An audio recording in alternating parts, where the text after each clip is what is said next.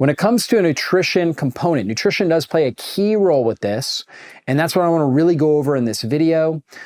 We could talk about toxins, we could talk about infections, we could talk about stress, poor circadian rhythm, and sleep dysfunction. And those are big factors with all of these conditions. But today I want to really focus on nutrition and nutrients. So here are the big patterns that I see. One is low calorie and low protein. Some women are doing a lot of dieting and they're just not eating enough food. And in particular, when they eat, they're not eating enough protein. So they're eating things like popcorn and chips and not getting the protein that they need. Protein is super critical for blood sugar stability, super critical for helping get the nutrients that we need to the hair follicle, right? Hair follicle has a lot of amino acids that are needed for proper hair follicle maturation. If we don't have those, we're not going to get that properly, and that's going to cause one of these patterns or a significant issue. So low calorie, just dieting or under eating on a regular basis. If you do it one day, that's not going to be an issue, right? As long as you make up for that. Like if you're intermittent fasting and you're just fasting for a 16-hour period and then you're eating for 8 hours, as long as you're eating sufficient calories and eating a lot of protein the way that I teach it, you're not going to have this issue. But if you're under eating and you're only eating 1,000 calories a day and your body needs 1,800 calories and you're doing that every day for 2 months, now you might start having a lot of these kind of issues, right? A lot of these kind of conditions. And so that's key. Low calorie, getting enough calories, getting enough protein. I typically recommend roughly about 1 gram of protein per kilogram of body weight. And really, you could even go up to 1 pound of body weight if you're already lean. So for me, I weigh, roughly about 170 pounds. I'm usually consuming somewhere around 150 to maybe 200 grams of protein a day, because that really supports my muscle tissue. I feel better that way. It supports my blood sugar. So for a 125 pound woman, I would say you should be aiming for somewhere around 70 to 125 grams of protein, somewhere in that range on a daily basis. And that's going to make you feel better, function better. Okay. Now, another big thing is zinc deficiency. A lot of people are dealing with zinc deficiencies, and this is because they're consuming diets high in processed foods and diets that are low in good quality zinc sources. We're going to find zinc in a lot of seafood products, pumpkin seeds, so seafood, wild caught fish, things like that, oysters. That's going to have your zinc. You're going to find it in pumpkin seeds that are probably the best vegan source of zinc. You also find it in grass-fed meats, pasture-raised eggs, things like that. That's what you need for zinc. Now, if you're not producing enough stomach acid, maybe you have an H. pylori infection that's reducing your ability to produce stomach acid, or you're just eating on the go. You're stressed all the time, not producing enough stomach acid. You need stomach acid to absorb zinc as well as other key minerals like iron, for example. And so getting enough stomach acid or doing things like taking digestive enzymes, maybe betaine HCl, or taking some apple cider vinegar with your meals can really help with nutrient absorption, getting enough zinc from the foods that you're consuming. So that can be really helpful. I talked about iron.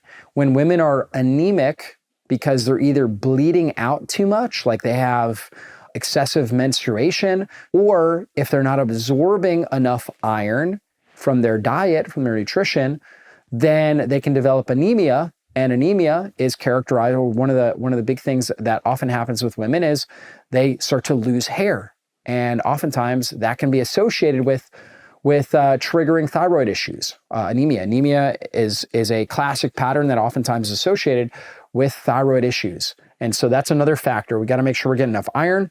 B vitamins are really key for getting enough blood flow for blood cell formation. If we're B12 deficient, we're going to have really large, immature blood vessels that are not good at holding on to oxygen and getting oxygen to the cells. So we got to have enough folate, vitamin B6, vitamin B12. Those are the key ones for blood cell formation, and also very key for hair follicle formation as well. So B vitamins are key. Vitamin D is super important. Why is vitamin D important? Because it may be the most important vitamin or the most important nutrient when it comes to immune balance and keeping our immune system balanced and not triggering autoimmunity. There's a big association between vitamin D deficiency and autoimmune conditions. Remember, I talked about how autoimmunity of the hair follicle as well as Hashimoto's autoimmunity of the thyroid are two big factors when it comes to female hair loss. Well, making sure we're vitamin D sufficient I recommend getting your vitamin Ds up over 50 nanograms per milliliter.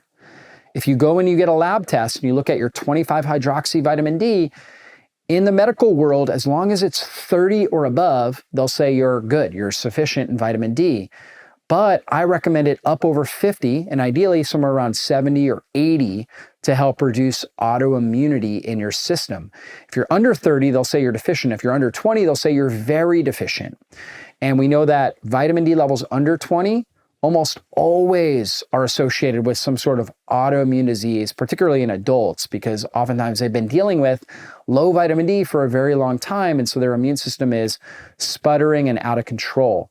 Getting enough vitamin D is kind of like taking a blindfold off of the eyes of your immune system and allowing it to see accurately so it knows not to attack your own self-tissue, but instead to mount its attack against dangerous pathogens and toxins and not harmless things like pollen or your own self-tissue or even food molecules like gluten, right? And so that's super important.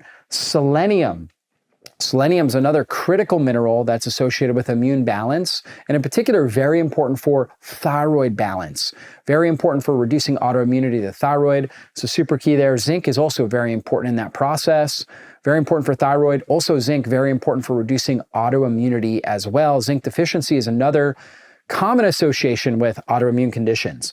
Iodine. Iodine is really important for producing enough thyroid hormone. So a lot of people with thyroid issues may be iodine deficient. I find this less common, but still there are a wide number of people that are iodine deficient, need to support more iodine. So those are a couple things right there. What are some good foods for iodine, for selenium? Selenium you're gonna find in grass-fed meats.